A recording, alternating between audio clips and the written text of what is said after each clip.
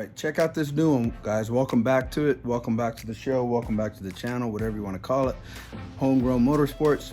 But today we're going to knock out hub bearing assembly like we did on the Tiguan, but we're going to do it on the rear of the Audi. Had spacers on there at one point, little spacers. When I put the wheels back on, didn't realize that I had used overlong lugs, the longer lugs. Took those out, took the spacers out, put the other ones, the longer lugs back in. It went through, hit on the bolt, messed up the threads. So when I took them off, messed up the threads in the hub. Hence why we're doing these now. These were purchased years ago to redo the fronts.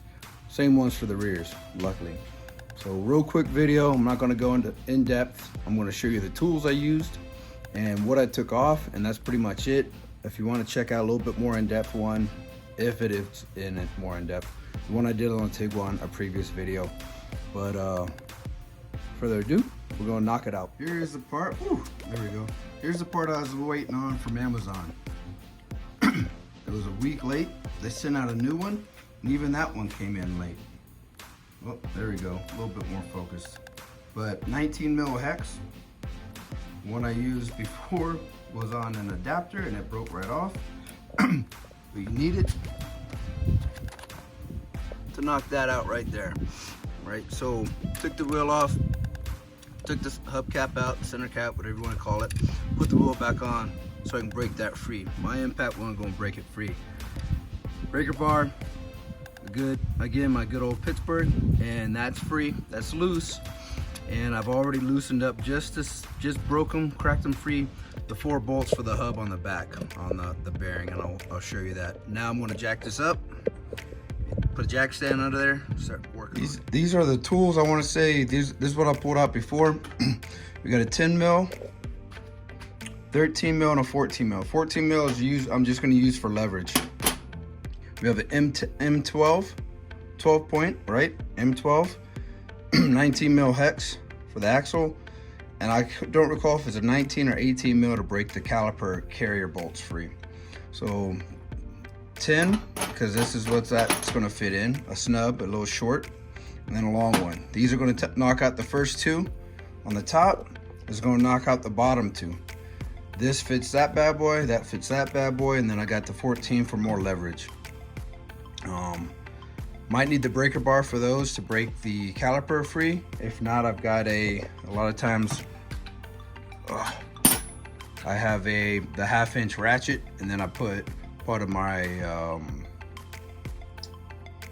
jack handle as the breaker bar.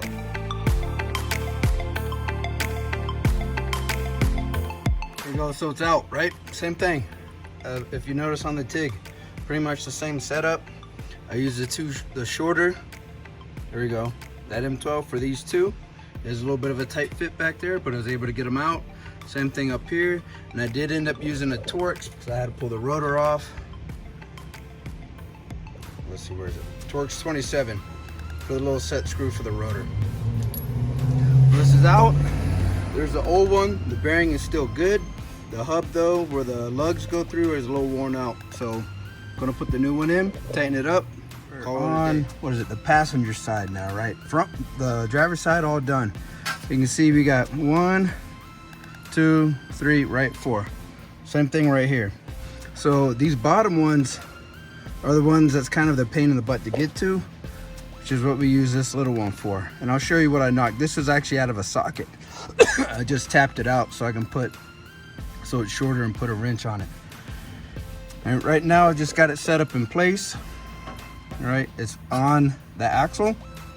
And what I did with the other one is I just put this in hand tight so I can line up these a little bit better and know that it is in place when I put those on. It came with new hardware. There's no thread lock on them, right? So I'm going to put a little bit of thread lock, like medium weight, nothing too crazy. Could put blue or red, probably blue is better, and put them back in from the back. With the caliper out of the way, one, it also gives you easier access to get back there, and you'll see when you stick your head back there and start working how tight it is and how kind of a pain it is. Left-handed, you know, I'm used to using my left hand, so it does make things a little crazier, just a little different angles. But so So I'm gonna put them in hand tight. And then as I get them hand tight, I'm gonna go back through and just tighten them down with my wrench. You should use what's that, torque wrench? Yeah, what's that, torque wrench?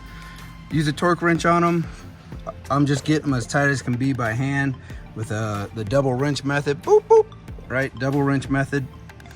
Same thing.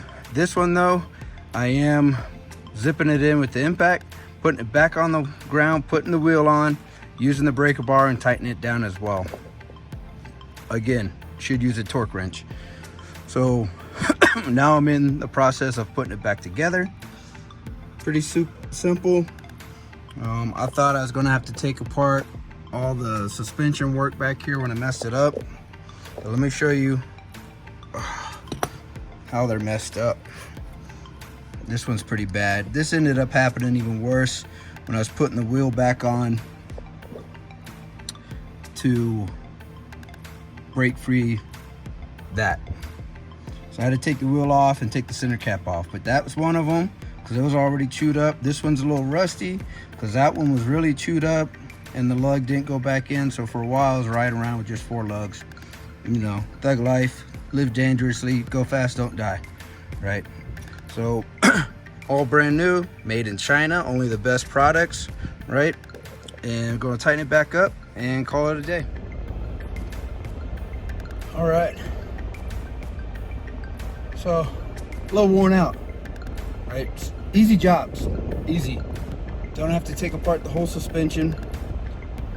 Just take the brake caliper off. Just take it off from the carrier. There's the 2 bolts, the 218s. One is longer than the other, so you can't get it mixed up. And if you do, you're gonna notice when you put it back together, you're in the wrong spot. All right, the T27 for the brake rotor. Set screw, the 2 M12s, the hex 19, and the 17 mil to take the wheels off. Super easy. If it wasn't, you know, 105, 100, and I think my car is right now saying 111, I'd had it done sooner. I know it looked quick in the video for the most part because I did a little bit of one, finished up the other. I took a break in the house, drank some liquid IV, drank some water, hydrated again, hydrated this morning, drank some water last night. Because even the idle air temp on the car right now is reading 108. So El Paso gets you. But thanks for checking out the video. Check out the other one for the Tiguan on the bearings. I did front bearings on that. If you're looking to see how to do Volkswagen Mark 5, Mark 6, Passat, CC, and Tiguan for that generation, they're all pretty much the same. The MQB platform might be a little bit different. I haven't touched that yet. I haven't owned one. I haven't worked on one, so I don't know. Can't answer that. Do some other searches on YouTube. But thanks for checking it out. Like, subscribe, share. Hit that subscribe button. Even if this is the only one you watch, just hit that subscribe. It helps out my numbers. I think I'm up to like 157. This channel been going on for about 1.5 years, and this is my own cars I work on, repair, fix, update on my downtime in between work. And this week has been 12-13 hour days from Monday to Friday, right? So long week for me.